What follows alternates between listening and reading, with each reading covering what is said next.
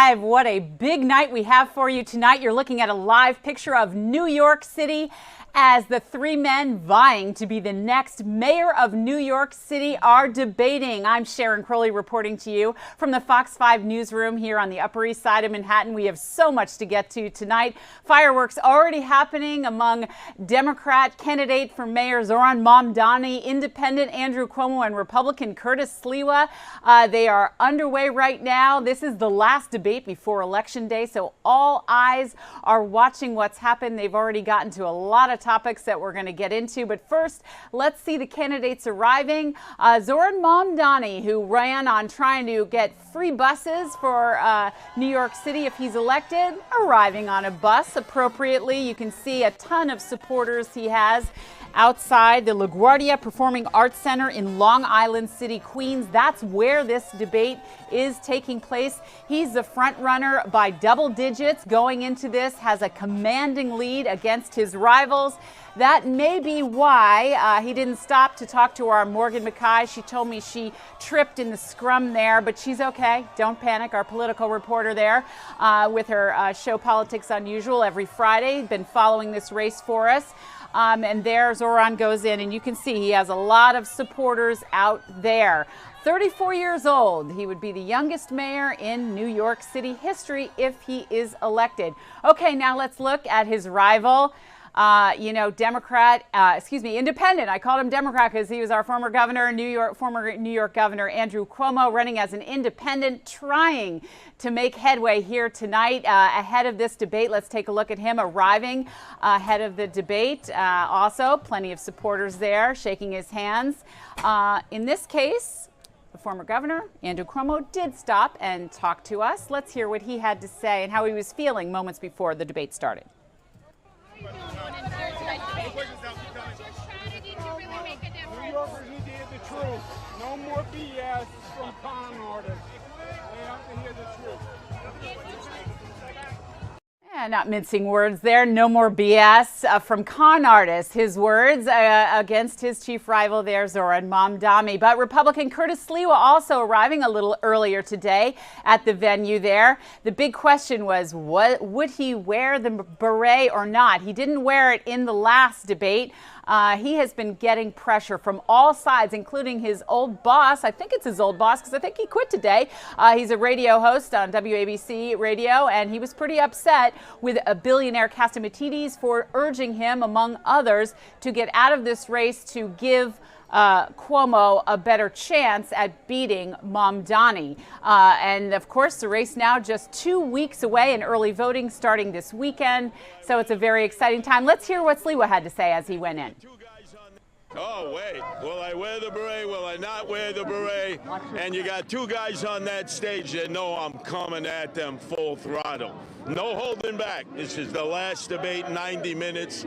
We put it on full throttle. It's going to be all Sliwa all the time. All right, you can see as the candidates went into the debate tonight, the stakes are extremely high. They all seem very confident. And this, unlike the other debate, they were allowed to have some live guests in the audience. So from what I heard so far, there was clapping, cheering, booing, all of that you would expect. So right now I'm going to bring in, we have two great political analysts tonight. I'm going to bring them in one at a time. Right now I'm going to bring in Ashley Koenig. Thank you so much for joining me tonight.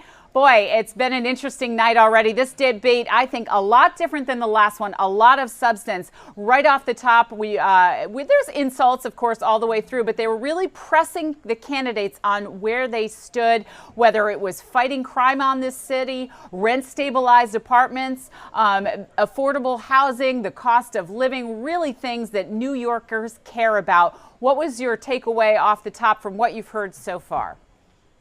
Yeah, I mean, who knew 2025 would be so exciting in an off-year election cycle? And here we are with races in the Northeast, both this and within New Jersey, that really have implications for the rest of the country and how the Democratic and Republican parties will form some sort of playbook for the 2026 midterms.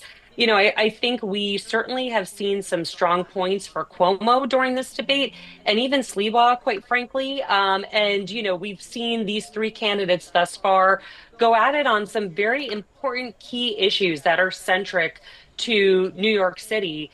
And, both of these candidates really trying to poke holes in Mamdani, knowing that, especially Sliwa, but then Cuomo as well, are very far behind in the polls when it comes to that three-way race against Mamdani. Yeah, we definitely heard Cuomo, who's in second place, talk about the fact that he has so much more experience governing than Mamdani does, and that it would be too risky. He also tried to push back, especially when it came to housing and who decides. That's one of the things that Mamdani was running on, of course, is freezing the rent for rent-stabilized apartments. And I thought Cuomo really pushed back hard and said only 25% of the apartments in the city are rent-stabilized for starters, and also you have to go through the Rent Guidelines Board. And so the mayor doesn't really have the authority to freeze the rent. So it was sort of back and forth. What was your takeaway on that? Yeah, I mean, and there was this debate over kind of those city of yes proposals when it comes to housing and affordability. And it obviously, given the cost of living and affordability in the city, this is a key issue for New Yorkers. And this is something that the next mayor will have to deal with in some sort of way. It really showcased kind of this juxtaposition of Cuomo touting that he has the experience in government versus Mamdani saying that, he really will provoke, widespread change throughout the city, and having a very different brand of democratic ideology than Cuomo does in terms of what he would do with the city. But, something that also, quite frankly, worries many, including within Mamdani's own party base. So, it really is becoming this pitting against of experience versus radical change between these two candidates specifically. Awesome. Thanks, Ashley. We're going to take a live look, if we can now, Tarek, at the LaGuardia Performing Arts Center. As I introduce our next guest in just a second here, you can see all the cameras are out there. Arlinda Schmidt is in the media spin room, so she'll be trying to get reaction for us. And we also have reporters all around the area getting voters' reaction to tonight's debate as well. But right now, I'm going to bring in our Democratic strategist, Trip Yang. Thank you so much for being with us tonight. I so appreciate it. I want to move right along topics here. Ashley helped us out. Let's talk to you a little bit about they were asked right off the top, I thought this was kind of interesting, how they would deal with President Trump. We've already heard President Trump say some disparaging remarks about Mamdani, and also saying that he would, withhold federal funding. And so each candidate was asked, how did you think they reacted and responded? Yeah, they kind of acted as you would expect them to. About how they would deal with President Trump, I should have explained. With President Trump, exactly. It's pretty consistent with how they've talked about this subject. Zohran Mamdani, Democratic nominee.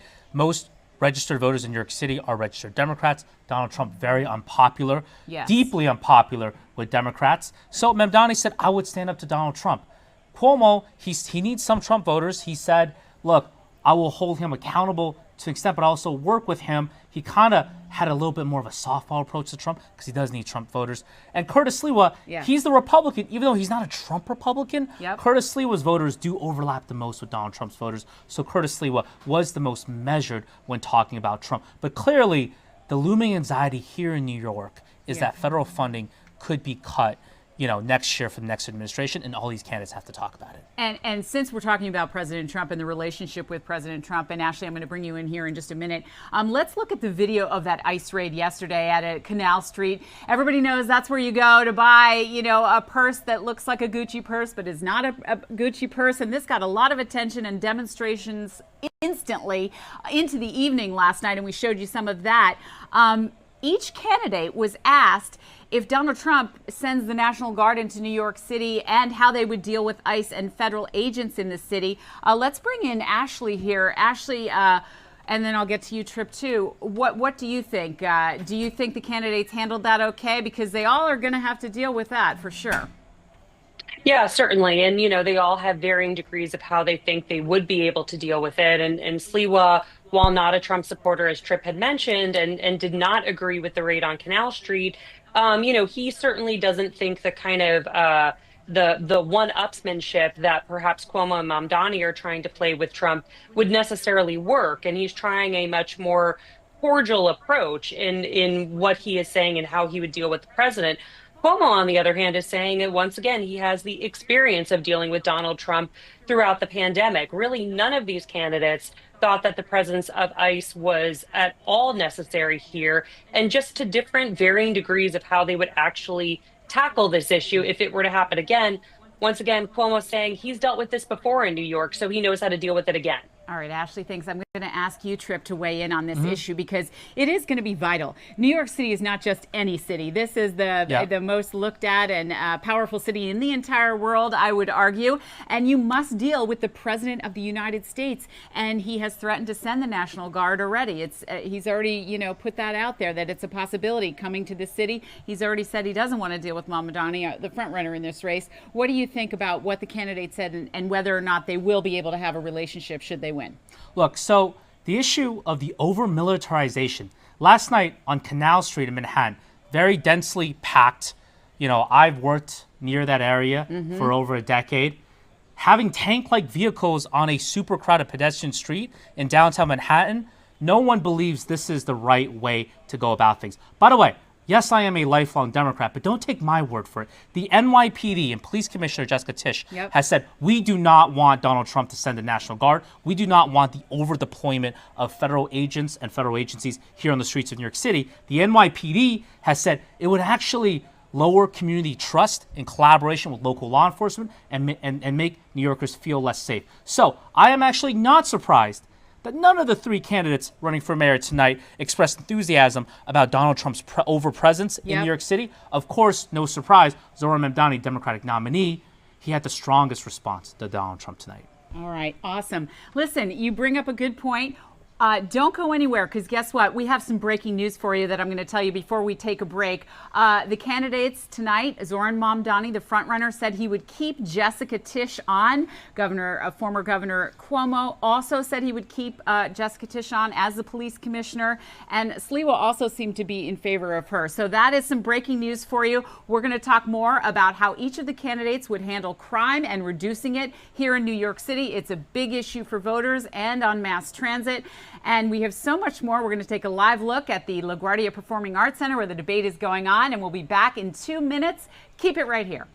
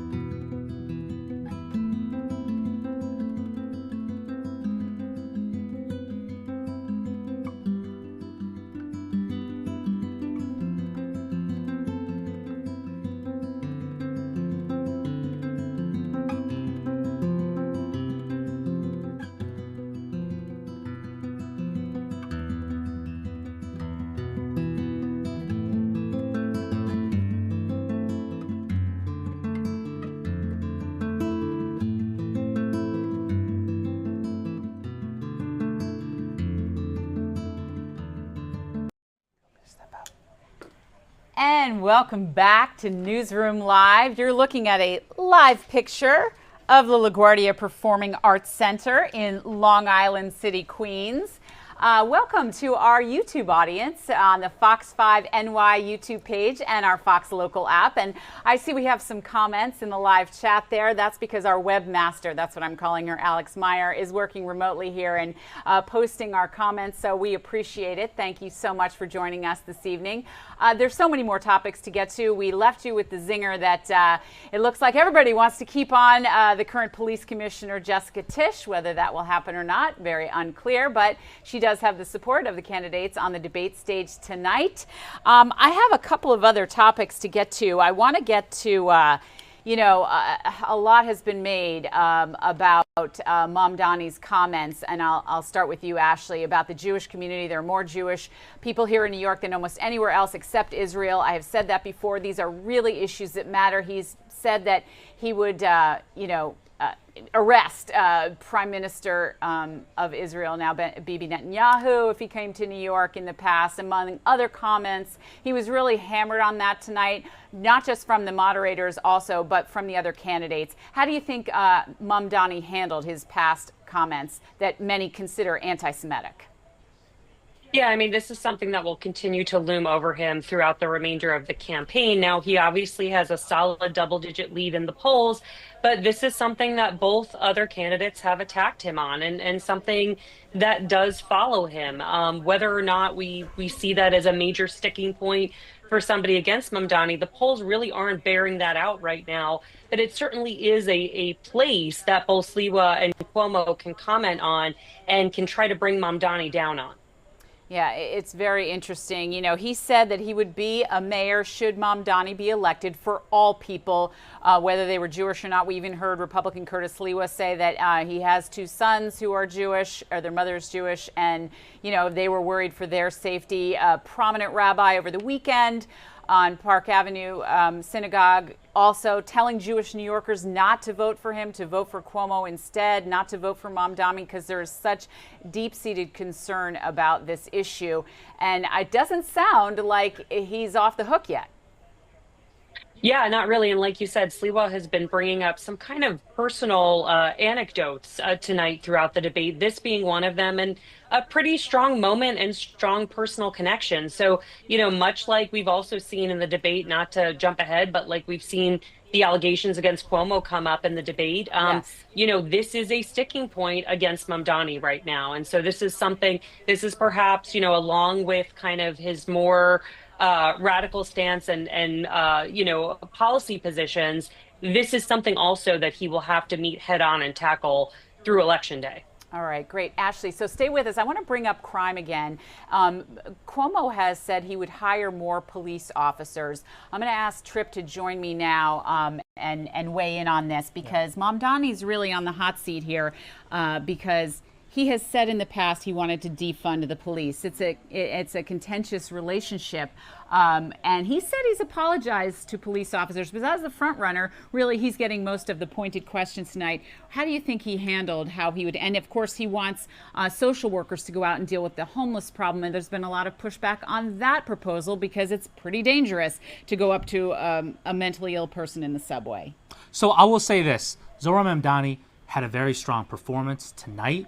He has talked repeatedly about moving away from some of the comments many years ago when he ran for a very different office. That was a local state assembly seat in a very progressive leftist area of Western Queens, where he said the comments defund the police. By the way, this was in the summer of 2020, the height of the Black Lives Matter protests. That's right. A lot of people, even Republican U.S. Senator Mitt Romney at the time, was marching some of these protests. It was a cultural phenomenon at the time, culturally, where a lot of folks, not even just progressives, but a lot of ordinary Americans, were embracing some of this rhetoric. Now, of course, over 5 years later, he is running to be the chief executive of the city, responsible for the safety of 8.6 million New Yorkers. So he handled questions about safety really well, talking about his Department of Community Safety. He was right. We cannot overstretch the over 50,000 NYPD officers, majority of them are in uniform, by having them to respond all the time to mental health crises. And crucially, his announcement earlier this evening that if he were to become mayor, he would ask current police commissioner Jessica Tisch. Yes, I was very, about very to ask popular. you about that. Very, very popular. You think that's right a good now. move? It was a very smart move. It shows that he is serious about governing. People will attack him all the time about his age, his quote-unquote lack of traditional experience, etc. However, what you cannot deny that he's already starting to put together an experienced team around him. Were he to keep Police Commissioner Jessica Tisch, who many have asked to stay on, it actually is a strong signal that he's very serious about this aspect of community safety. And we have some other comments here from our live chat. We so appreciate that. Keep them coming. If you have a question, let us know there too for one of our analysts or myself here. Yeah, it's very interesting. Curtis Lee was trying to run as a safety candidate as well. Obviously the founder of the Guardian Angels and someone who, you know, repeatedly said that he rides the subway and all the rest of it. I want to ask you about one thing Slee was said. He said, I want to be a mayor, you know, for the animals too. And he's a cat lover. He's got many cats. And what did you think? Did it give you a giggle, or do you think, you know, there are New Yorkers out there that think, you know, we need a mayor who loves animals too? Look, I am a lifelong Democrat, but after this election cycle, I really like Curtis Sliwa. He's a New Yorker. He is not shy about sharing his feelings. Look, the past week plus, he's been pressured by a lot of top Republicans to drop out to help Andrew Cuomo's chances. He said today he would rather be fatally tortured than to serve in a potential Cuomo administration. Look, Curtis Sliwa, I may disagree with him because I'm a Democrat, he's a Republican, but you cannot deny he is a big, bold personality. He speaks from the heart. Look, I want to get a drink with Curtis Sliwa after this election. All right. On that note, Ashley, don't go anywhere. We're going to take another quick break. We'll be right back. Thanks you guys so much for being with us. Let's take a live look now at the debate stage just in case anything's happening out there. And we'll be right back in 2 minutes. That's great.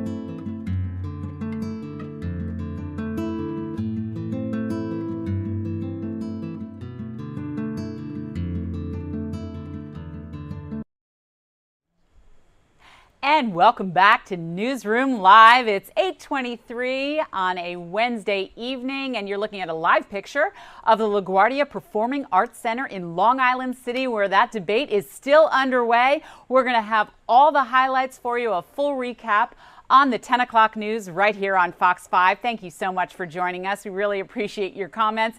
We're talking to you on the Fox Local app and, of course, the Fox 5 NY YouTube channel. It's been so fun this evening, and we have two great political analysts. I think when so many New Yorkers rent, I rent, that is such an issue, and affordable housing is just something every New Yorker can relate to. So I want to start by talking, because each of the candidates tonight were asked how they would make more affordable housing. Let's bring Ashley back in. Ashley Koenig, I so appreciate you joining us again.